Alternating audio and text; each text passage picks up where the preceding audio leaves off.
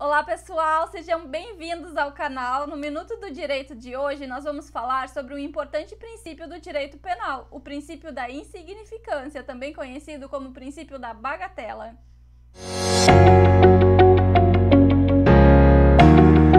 Meu nome é Natália e hoje nós vamos falar sobre um importante princípio do direito penal, que é o princípio da insignificância, também conhecido como princípio da bagatela ou então preceito bagatelar.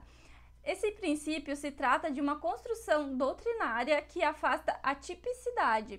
Segundo o princípio da bagatela, nem toda ofensa aos bens jurídicos protegidos é suficiente para configurar o injusto típico, ou seja, ele afasta a punição de alguns crimes por considerar a ofensa irrelevante para o bem jurídico protegido pelo direito penal.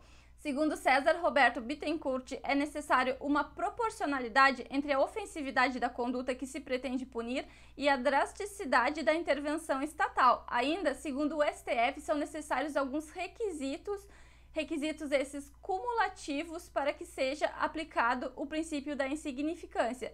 E esses requisitos são: mínima ofensividade da conduta, nenhuma periculosidade social da ação, reduzido grau de reprovabilidade do comportamento e inexpressividade da lesão jurídica provocada. Eu vou colocar na tela como isso cai em prova. Vejam essa questão de 2019. Segundo a súmula 599 do STJ, o princípio da insignificância não é aplicável a crimes contra a administração pública.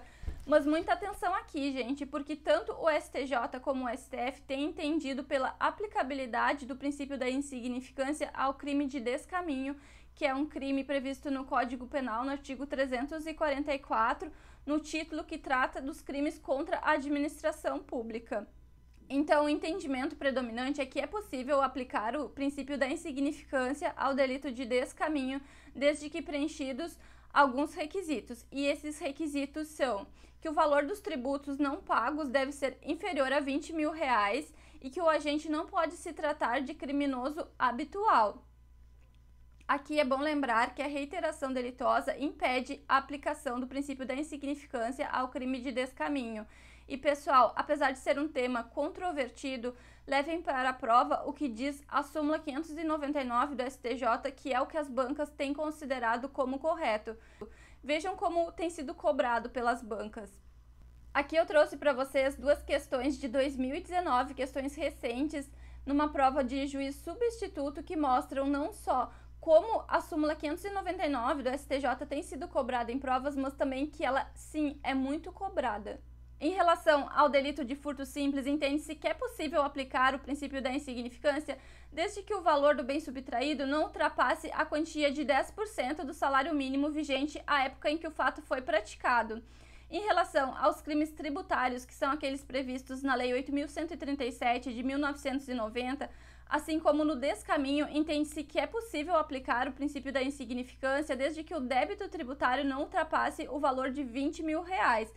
Em relação aos crimes ambientais, também se entende que é possível aplicar o princípio da insignificância, devendo ser analisadas as circunstâncias do caso concreto. Já no crime de contrabando, não cabe o princípio da insignificância e, em relação à reincidência delitiva, por si só, ela não afasta o princípio da insignificância. É necessário uma reincidência específica para afastar. E, pessoal, é bom lembrar que cabe o princípio da insignificância mesmo após o trânsito em julgado de sentença condenatória. E assim nós encerramos o Minuto do Direito. Esse resumo sobre o princípio da insignificância está disponível na descrição do vídeo em PDF.